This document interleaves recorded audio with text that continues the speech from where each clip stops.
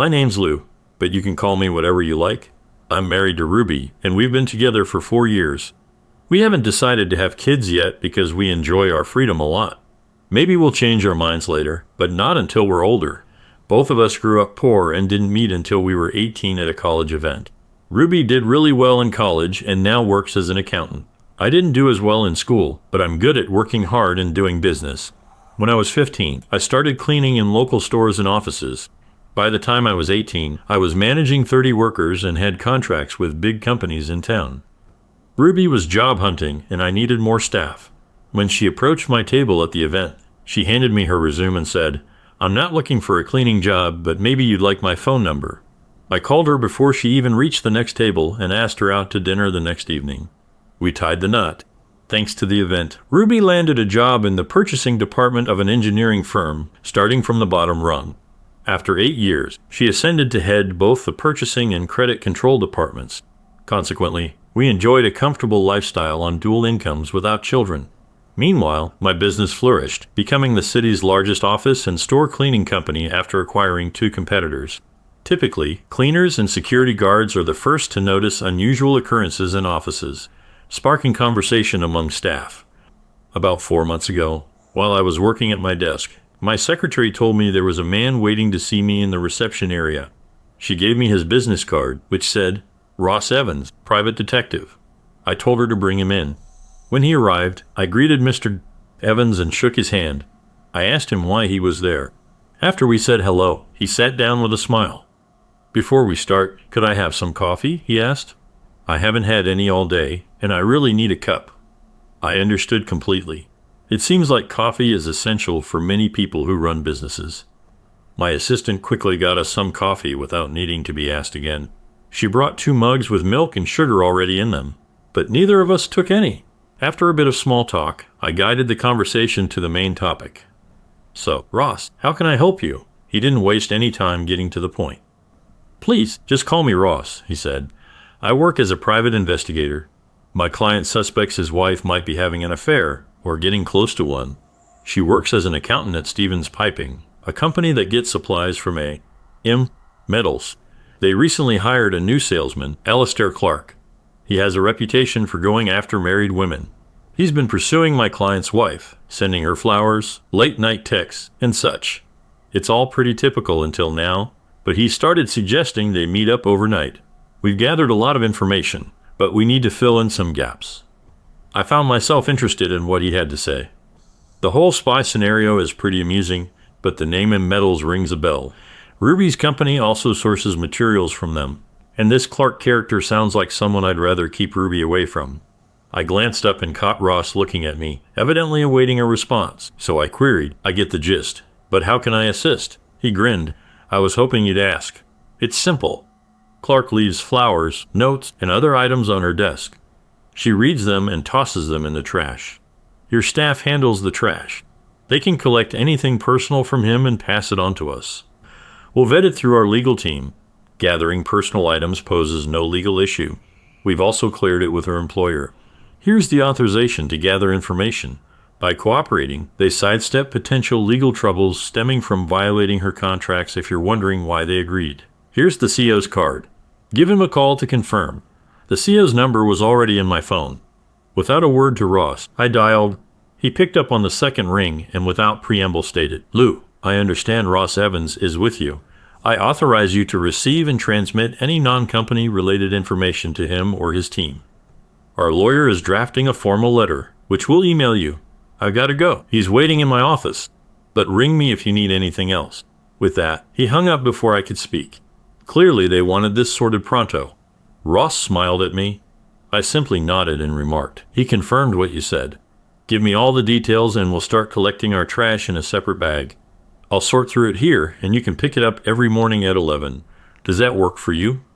Ross said, "It's perfect." Then I called the leader of the crew we had assigned, and Ross told us what to look for. We searched for things like early lunches, late lunches, flowers, notes, and more. We worked with Ross for about 6 weeks. At the end of that time, he said the investigation was done. One of my workers noticed that the person we were watching didn't come back after lunch. We told Ross about it. He followed them to a motel. After that, the marriage ended in divorce. Things at work and home went back to normal until one day Ruby seemed a little worried.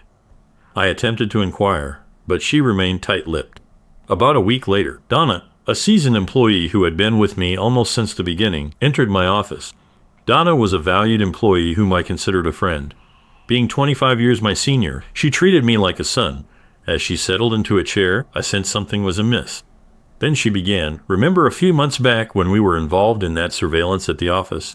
My interest piqued. I responded, "How could I forget? It was quite an intriguing time. Why do you bring it up?" I looked at her with interest. "Go on," I said. She paused before continuing. "As you know, I work in the same office as your wife now, and the man we were watching is visiting her office. I saw a big bunch of flowers, and she took them with her to lunch. Here's the card that came with the flowers." She gave me the card, and I read it. It said, "Dear Ruby, thank you for helping me renew my contract with your company. I'm so grateful to you. I hope we can have lunch together and catch up.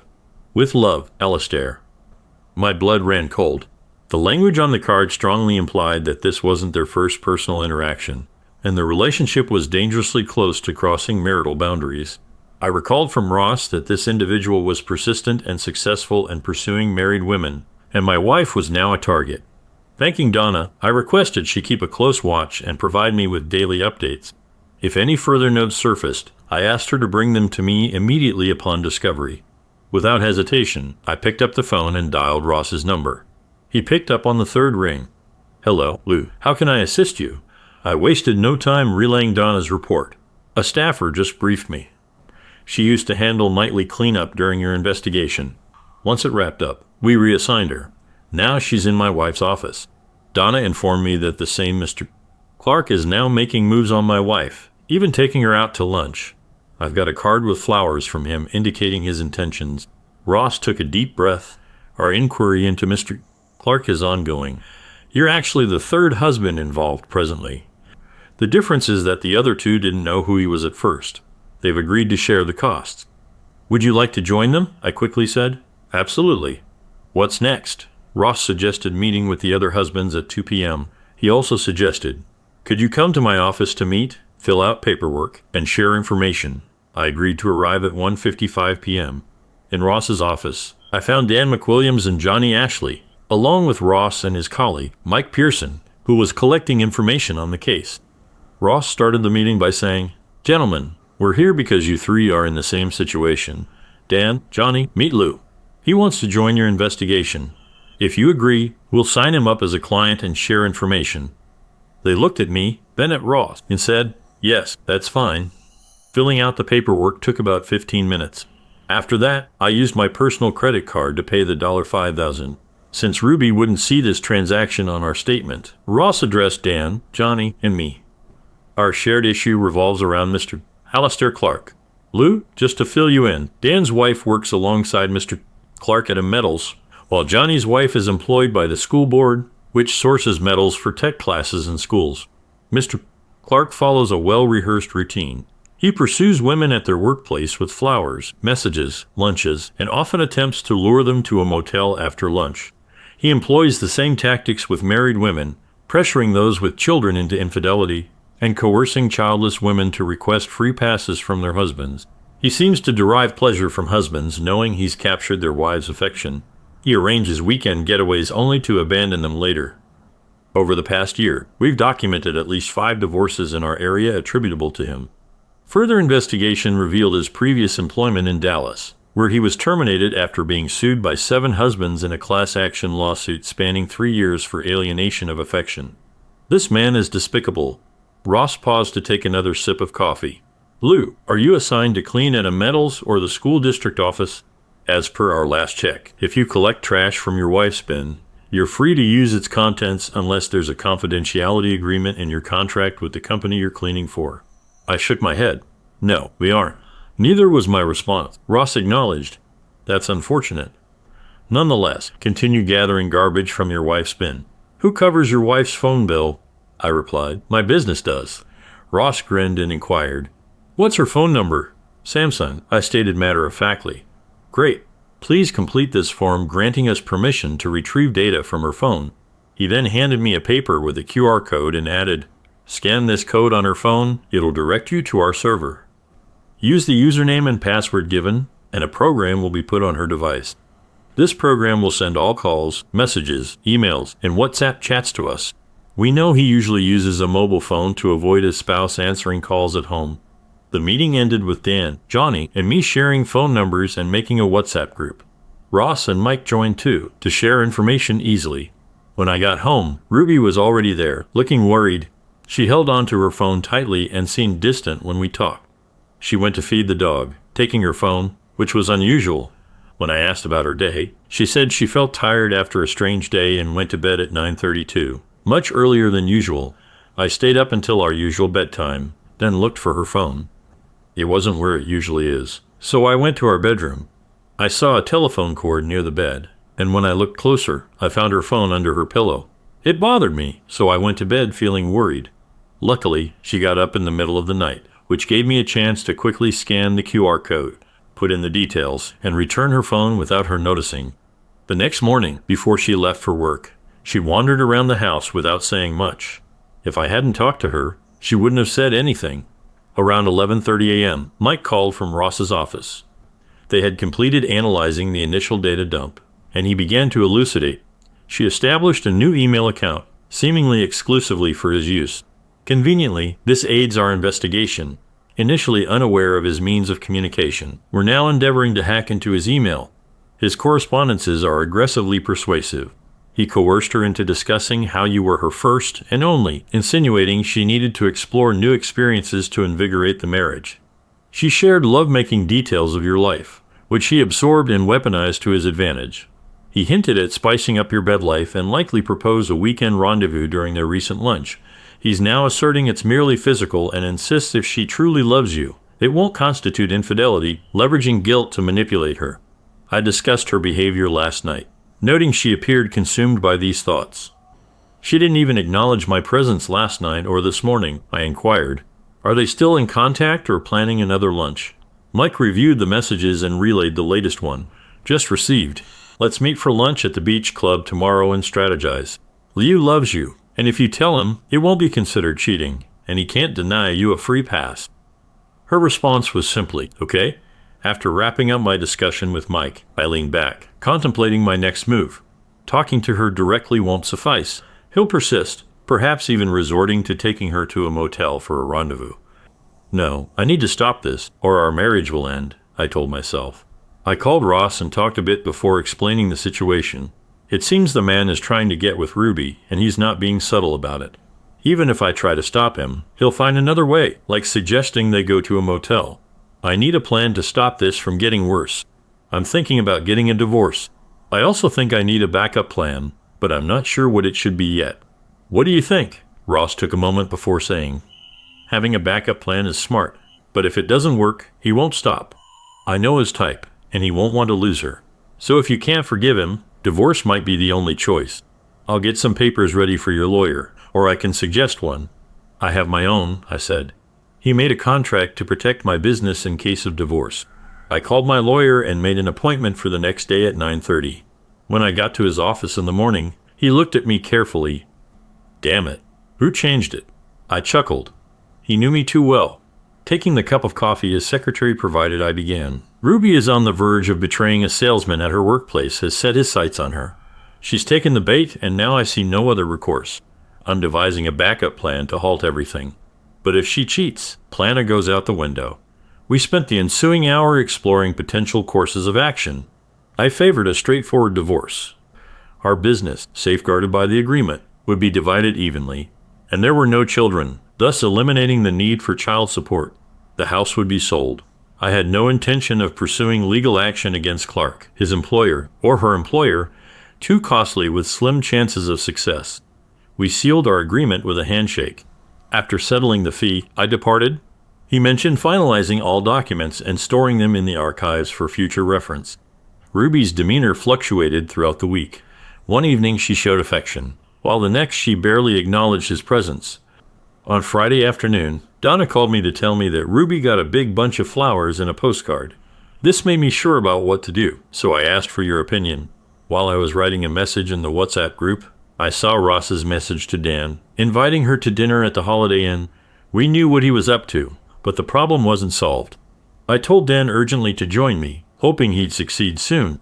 I wished my own problem would be sorted out too. I was so worried that I kept dropping things. I told the group about the flowers and the message on the card. Mike replied quickly, saying, "I'll check her email now." Nothing so far. 5 minutes later, my phone rang, and without disconnecting, Mike directed me to check my WhatsApp. Opening the app, I found a document he had sent. It was a confirmation for a hotel reservation at a lakeside spot, approximately 30 miles from the city. The booking was for a double room for the upcoming Friday and Saturday, listing two names, Clark and Ruby. Returning to the call, I relayed the grim news. Yes, but the email is even worse. He proceeded to describe the contents as a cheater's guide, authored by Ruby, detailing what to say and do. He promised to forward it to me. As the email landed in my inbox, I read through a series of messages with the subject line "weekend." It all began around 2 weeks ago when he sent her a link to the same hotel he eventually booked. In these exchanges, he expressed his desire to pamper her and suggested various forms of entertainment. Subsequent emails questioned her thoughts on the matter and lamented my supposed reluctance to fulfill her happiness. In the final message, he outlined the reservation details and provided a script of what to say and do to persuade me. It was essentially a manual for infidelity, advising her to cook a lavish dinner the following Thursday, engage in frequent closeness throughout the week, and assert that it would be purely physical with him, yet enriching. He appealed to her love for him, leaving the decision in her hands. It remained to be seen whether I would buy into it. I needed time to contemplate my next move. The weekend was busy and tiring. I couldn't talk about what I knew, but she was very kind. We had sex on Friday night, Saturday morning, and Saturday night, and it continued into Sunday. She wanted to have sex again on Sunday afternoon, and we had a quick encounter on Monday morning. Ross called at 3 o'clock on Monday with worrying news about the email. He said the situation was serious. According to Ross, she sent Clark a message suggesting they meet on Thursday night. If Clark said no, she wouldn't go ahead, but if he said yes, she would. Ross also said that if Clark was worried, he should remember that it's often easier to ask for forgiveness than for permission. I thanked Ross and asked him to gather all the important documents into a folder. He asked if there were any intimate photos, and I said yes. I heard him looking through papers and confirming there was a photo of them kissing, but not passionately. I told him to put everything in the folder with that photo on the front and send it all to my lawyer. He said he would do that. After that, I called my lawyer to tell him the folder was coming soon. We arranged to meet at the hotel on Saturday morning for breakfast. Divorce papers are really hard to deal with. On Monday night, she wanted to be close, but I said no because I had something important to do. I stayed in my office working until 2 a.m., and when I got to bed, she was already asleep. Even though it was late, I slept deeply and woke up at 6 to go to work. Just before she could try to be close again, a delivery person brought the folder we were expecting. I sat in my office and looked through it. There were some photos that had a sexy feeling. She has a way of being attractive that's hard to predict, but it definitely works. Ross talked about 7 marriages he had helped end in the last year and a half, but he didn't give any names. There was also a note from Dan about something upsetting that happened at the Holiday Inn with his wife, Clark, and himself. Dan's wife ran away crying, and Ross had to take Dan home. They were trying counseling to save their marriage, especially because they have 3 young kids. This seemed to help them for now, especially since Dan's wife quit her job, so Clark was out of work. As I immersed myself in the folder's contents, my secretary entered, her gaze unwavering. Overcome with emotion, I divulged the entirety of the situation. Upon hearing my account, she inquired about my plans. For the first time, a smile graced my lips, recognizing her not merely as a secretary, but as a friend offering support. I also noticed an aspect of her I hadn't previously observed, her undeniable allure. In response to her supportive gesture, she returned my smile. I instructed, prepare for divorce. If she departs with him on Friday, she'll file at the hotel on Saturday. No second chances. I've been trying to devise a plan B to halt her, but my mind's too foggy for ideas. My secretary, who I formally addressed as Miss Atwood, but who preferred Kathy, grinned mischievously and quoted. She suggested, "Why not have your own weekend with your dream girl?" I couldn't resist smiling back, asking, "And who might that be?" Though I already knew the answer, she replied, with me, of course. Your loyal secretary is urging you to clear your mind. It's strictly about physical release, unrelated to your marriage. Use this letter as a guide and send it to her before she does the same to you. The plan was simple, yet effective, compelling Ruby to face her betrayal. Tuesday night, I made love to my wife devoid of emotion, tough to do. Wednesday morning, neither of us desired a quick encounter. By Wednesday evening, tensions eased slightly, but only slightly. Thursday morning, as I left the house, Ruby awoke, shouting about dinner, but I intentionally ignored her. Around noon, Ross called, informing me that Ruby messaged Clark, boasting about preparing a lavish dinner for me and promising to update him on our conversation. To surprise her, I went to the store and bought chicken, potatoes, and vegetables to bake, along with her favorite white wine. I got home by 2:30 and had everything ready and in the oven within 2 hours. Just as I was putting the potatoes in to bake, Ruby came back with shopping bags and looked confused. "What are you doing?" she asked. I smiled big. "I'm just making dinner for you, my dear wife. I wanted to make it special before we talk." She looked surprised and said, "Oh, I was going to cook dinner too. But after we eat, I have something important to discuss, so it's going to be a long night." "Of course," I replied, turning away with a smile. I had already made a significant contribution to her plans. Dinner proceeded tensely. I kept the conversation flowing, deflecting any attempts to shift the focus onto me, urging her to savor the meal before sharing my own news. Once we finished, I took the lead. "Bring your wine to the kitchen. We can talk there," I suggested. She followed. Earlier, I had discreetly placed a folder with a letter outlining her excuses on the kitchen table, concealed beneath a couple of magazines. Now I removed the magazines, revealing only the printed document. "Ruby, you know I cherish you and would never intend injury," I began. "But we wed young, and my lack of experience became apparent. Lately, my new secretary, Miss Atwood, or Kathy as she prefers, has been confiding in me. Her tales are captivating. I could listen for hours. Now, I need to clear her from my mind before we commit to spending our lives together. I've arranged a hotel stay with her for the weekend. It'll be purely physical, a chance for me to blow off steam and pick up some new techniques to try out with you later. It doesn't affect my love for you or our marriage. I'm telling you beforehand so it won't be seen as betrayal. I trust your love for me enough to allow me this one weekend outside of our marriage, knowing it won't impact us." Ruby's face flushed crimson, on the verge of exploding. She declared, "Over my dead body, and I want this woman gone by Monday morning or we're finished." Her reaction eased my tension and I erupted into laughter, remarking on her expression. It was priceless. Then, realization hit her. Every response she planned to give me, I had already anticipated. I closed the folder and handed it to her, revealing a photo of her kissing Clark on the cover. Her complexion turned ashen as she whispered, "You knew and you played me." I smiled. "Yes, I did. Your reaction is exactly what mine would have been if things were different. But I didn't book a hotel for us like you did. Unlike you, Miss Atwood and I never had lunches together, kissed, or talked about love or being close. My story was made up. But yours is true." As I talked, she looked through the folder and saw how much I knew. Dates, times, photos, emails, transcripts of calls. Everything was there. She was really angry. "You followed me. You violated my privacy. How could you?" I remained composed. "That's all there is to it. Time to take action or not. I love you, but you need to understand there's a boundary, and you're teetering on it. You got yourself a boyfriend, engaged in an emotional affair, and planned to make it physical. You've humiliated me and jeopardized our marriage in the process, and yet you're angry at me for trying to intervene. I thought we could work through this, but maybe I'm mistaken." I responded, more sorrowful than angry. "What do you mean by humiliating you and wrecking our marriage? I never intended anything like that. It was separate from our marriage." "Obviously," she retorted, citing from the infidelity playbook. "Why should this affect us? Listen to what you're saying."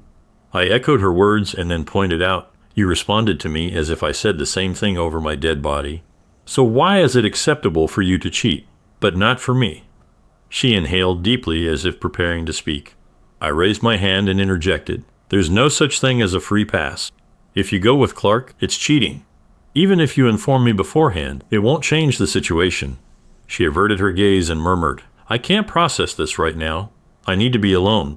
With those words, she rose abruptly and dashed upstairs, taking the folder with her. I heard the bedroom door shut and the lock engage. I tidied up the house and settled at the table.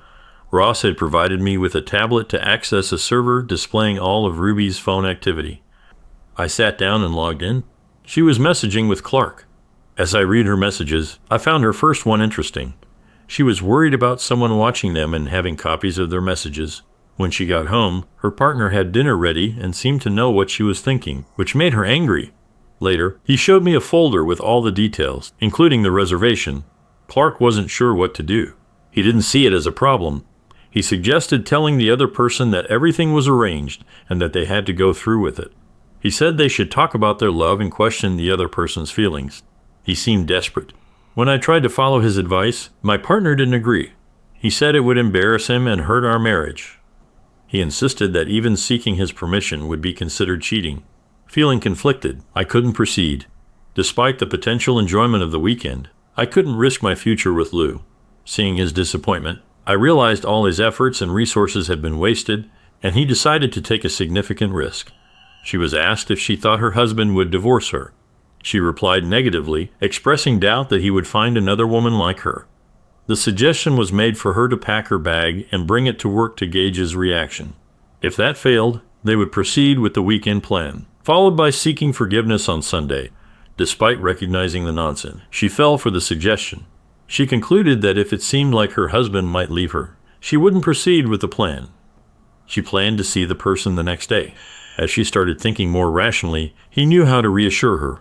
I put away the tablet and started watching TV. Though my mind was preoccupied with everything, the decision was made to file for divorce on Saturday, though there was contemplation about postponing it. However, once initiated, there would be no turning back. The decision was made to proceed with the filing the next day, with the intention to demonstrate seriousness in a different manner. I phoned my lawyer and disclosed everything in detail. Hey, I dropped the bomb on her, and Clark informed her that I'd forgive her. She's planning to pack her bag to see how I'll react. I don't want to start a divorce until they've slept together. Can we show her how serious this is? My lawyer had a good idea. He said we could give her a letter with a warning. We'll say that we know she's planning to cheat on Saturday. If she does, we'll start the divorce process on Saturday morning at the hotel.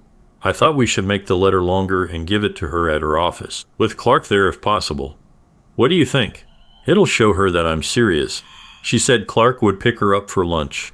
I said we should give her the letter around 11 o'clock, even if he's there. Her employer would understand the situation. He's traditional and won't approve of her actions. But what would really upset him is if a process server showed up and caused a scene. About an hour later, the lawyer sent me a draft of the letter, perfectly suited to the circumstances. It detailed all the pertinent information and made it clear that she would be served. On Saturday morning, I sent a response confirming my approval of the plan. I checked the tablet.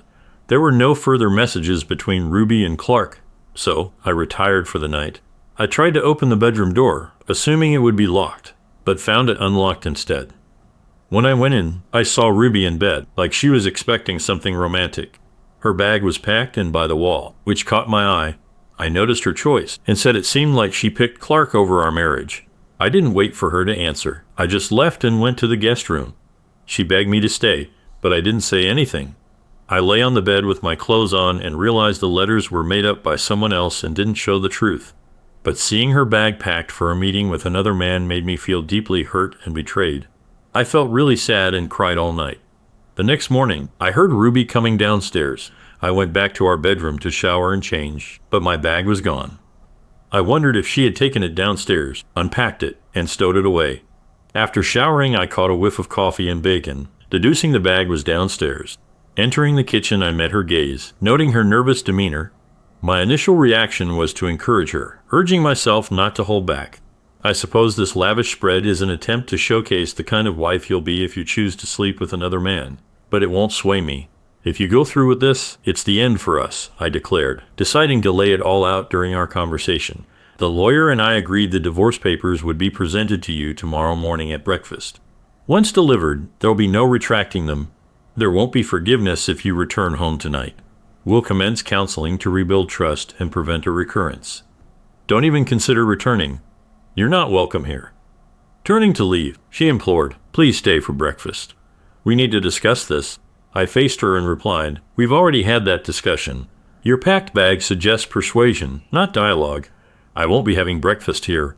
It's time you learn to fend for yourself if you choose to do so. I assume the bag's already in your car. She turned away, confirming my suspicions. Leaving the house without saying anything, At least she understood how serious her actions were. When I got to the office, Katie said, "You look really bad." I smiled and said, "And you look as beautiful as always." Before she could ask more, I said, "I don't know how it went."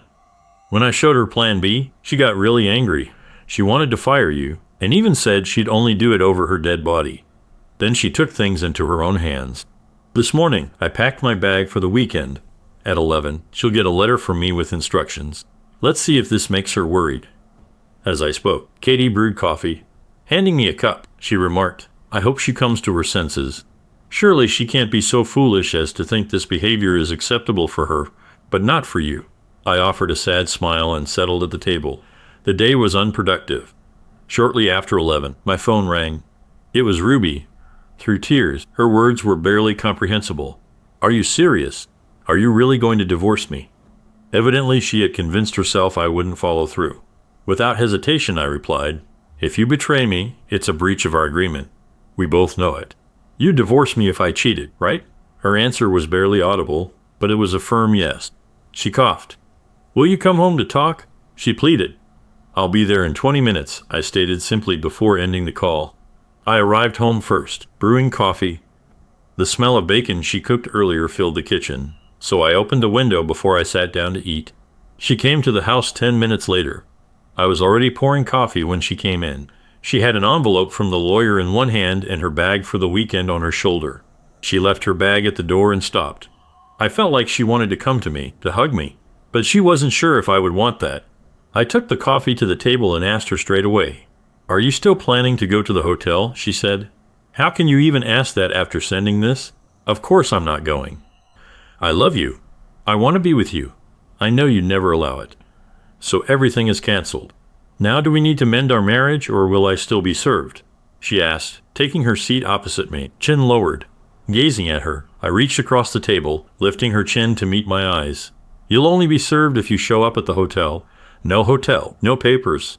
However, our marriage has been greatly strained. So here's what needs to happen," I explained. "First, you'll call Clark in my presence. I want to hear you inform him that everything is off. Then you'll disable and delete your personal email for his sake.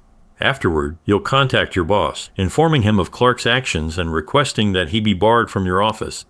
Following this, we'll arrange for counseling. We must understand why you were drawn to this, why you thought I'd agree, and how we can rebuild trust," I concluded. Just as I finished, her phone rang. It was Clark. She put it on speaker, and I heard him inquire, "Where are you, Ruby?" "I'm waiting for you at the reception and can't wait any longer." She took a deep breath, exhaling slowly. "Alistair, I'm back home with Lou. Something he did shook me to my core. If I go with you, my marriage will be destroyed. I'm sorry. You're not worth it. That's why I'm not going," she explained. His rage was unparalleled. "You're a foolish cow. Do you know how much effort, time, and money I've invested in you? And now you're leaving. When someone acts like a weakling and then turns into a bully, you're just strong. Screw you," he said angrily before hanging up. Ruby finally saw his true character, a bad person. Turning off and deleting the email account was harder than we thought, but we managed it within an hour. When we finished, her boss and the HR manager came to our door. HR manager Mervyn Woods started by saying, "We're very unhappy with what happened, but we're giving you a chance to keep your job. Now, please tell me what happened." Ruby wiped her eyes with a tissue before she spoke. "As you know, about 3 months ago, our account was assigned to a new M-Metal sales agent, Alistair Clark. Previously, I managed this account and he used to come to me almost daily. Initially, I didn't notice, but he started flirting with me, complimenting my attire, hairstyle, and even my smile. Discussing my figure and appearance, I fell for it and started dressing more provocatively. He sent gifts like flowers and chocolates, then invited me to dinner. Foolishly, I accepted, and during the dinner he delved into personal questions about my life, my husband, and eventually, my bed life. He began belittling my husband, claiming he was unworthy of me. It was a gradual process, wearing me down bit by bit. Then he proposed a weekend getaway, but luckily Lou intervened. He gave me a letter saying he wanted a divorce, which made me realize what was happening. I told Alistair I wouldn't go and that Lou and I were trying to save our marriage. I plan to report what happened officially, so I'm glad you're here." Woods looked at the CEO, who nodded before speaking to Ruby. "Well, Ruby, we're glad you told us the truth. Yes, it was a big mistake, and you're lucky to keep your job. We're not happy with the quality of M. Metals products, so we're going to close their account. Consequently, Clark will be permanently removed from the office. Therefore, no further action will be taken against you. However, if anything similar happens again, you'll be dismissed. Is that clear?" Ruby nodded meekly. "Yes." They bid us farewell and departed. After their departure, we had lunch and then began searching for a consultant. Fortunately, locating one proved relatively simple. We placed a call and scheduled an appointment. The consultant agreed to meet with us the following day, which was Saturday. The time was set. Seated, we exchanged glances. After about 10 seconds, I approached Ruby, took her hand, and led her to bed. We made love. Later, we retired to bed and I drifted off to sleep with my head resting on her chest. I woke up around 5 a.m., and we shared a tender lovemaking moment, perhaps the first since she encountered Clark. The consultations proved fruitful. Ruby realized that Clark had used her fear of our life becoming boring and predictable. She also understood that she had accidentally given him the information he needed to control her. As for me, I realized that it was all just a game for him, and I started to appreciate how great our life was together. We didn't need anyone else to tell us how to live. The counseling took 3 months. 4 years later, we're still really happy, and Ruby is pregnant with our first child. As for Mr. Clark, he had a bad fall at our local shopping center while going down the stairs to the parking lot. We don't know exactly what happened, but there were at least 5 husbands at the mall that day who didn't like him. We all wore black clothes and baseball caps and met at the place. We kept changing seats, so it was hard to know who was sitting at the table and who wasn't. Even though the police tried to split us up, none of us said anything. I'm sure one of us did it, I promise. Second story. GF of 3 years cheated with a kissing a stranger, need advice from anyone at this point, I'm lost. Both of us are 25. I found out this morning when she called me and told me what happened. Honestly, the story is long, but to sum it up, she's finishing school in Florida, with only 1.5 months left until she moves back in with me. We've been living together for 2 years. We were in a long-distance relationship for only 4 months until she went out to a bar with her friends and kissed or made out with some random guy. I really think her story is not believable. She said she lost her purse, and this guy helped her find it after 2 hours, and then he kissed her. She told him she had a boyfriend, but she didn't mention pulling away or stopping it, just that it was a mistake while she was drunk. She told me about it 2 days later because she felt guilty. I don't know what to do since she's coming back in a month and a half. We've invested so much time in building what we have, and we're planning to start a family. I already told her not talking to her till I figure things out. Either I'm moving out and moving on, never look back, or I try to forgive her and move on with our lives. I just don't know how I will ever be able to trust her again. This all happened completely out of the blue. I don't mistreat her. I constantly reassure her feelings, even flew out to visit halfway during her training. I asked for a reason so many times. All she gives me, this is the first time I've done this in my life and I regret every second, but there's not reasoning behind it besides she kissed some random dude at a bar while drunk. I told her since the start I don't expect any type of cheating. I don't want to throw away what we built. Honestly, what I'm doing anymore, just in a weird place in my life. Yeah, what else to say?